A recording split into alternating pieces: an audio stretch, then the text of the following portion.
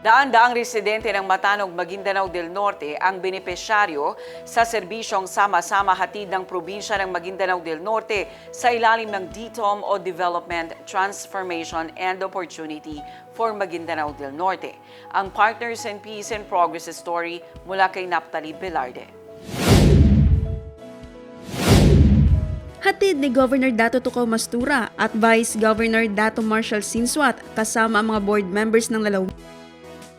Hatid ni Governor Dato Tukaw Mastura at Vice Governor Dato Marshall Sinswat kasama ang mga board members ng lalawigan ang iba't ibang serbisyo sa ilalim ng DTOM o Development, Transformation and Opportunity for Maguindanao del Norte. Katuwang ang iba't ibang ahensya ng gobyerno, daan-daan na nakabenepisyo ng libreng medical at dental assistance, libreng gamot at libreng consultation, legal assistance, libreng salamin pambasa, libreng seedling ng mga fruit-bearing trees, at meron ding libreng orientation para sa calamity preparedness at emergency. Tumanggap rin ng wheelchair ang mga residenteng may kapansanan. Sa maayos na kooperasyon, mas nagiging sistematiko at epektibo ang pagpapatupad ng mga serbisyo tunay na kapaki-pakinabang sa ating mamamayan. Naway hindi lamang dito nagtatapos ang ganitong inisyatiba. Sana ay patuloy na manatiling bukas ang pamahalaan sa tunay na pangangailangan ng mga mamamayan at mas madalas ang pag-ihatid sa mga munisipyo tulad ng Matanog ang mga programang may malinaw na layunin at positibong epekto sa komunidad.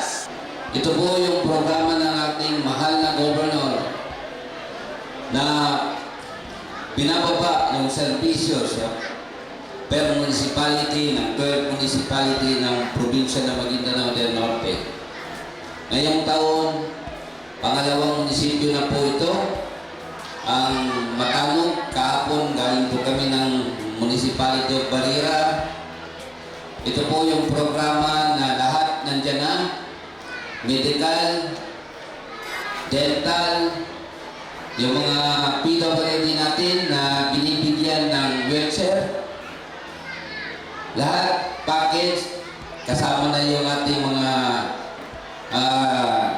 province o Maguindanao employee. Sama-sama po kami nandito para sumuporta sa programa ng ating provincial governor. Itong serbisyo natin sa inyo para po sa mga kababayan natin sa Matanog. Yan kaya programa ni o itong programa ng probinsya na dala-dala namin dito sa inyo ay masasabi ko sa kasulukuyan ng kakaiba sa mga programa ng ibang probinsya. Dahil po, itong programa ay diretso sa masa.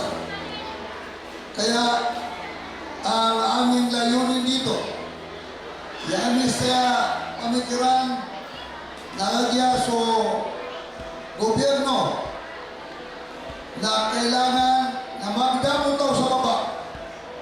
Kailangan ma-feel ng mga tao sa baba na may gobyerno tayo.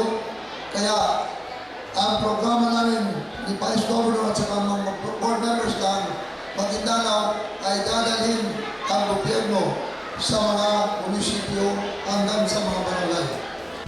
Siyempre, pinasaya din ang mga bata sa libreng ice cream at McDonald's.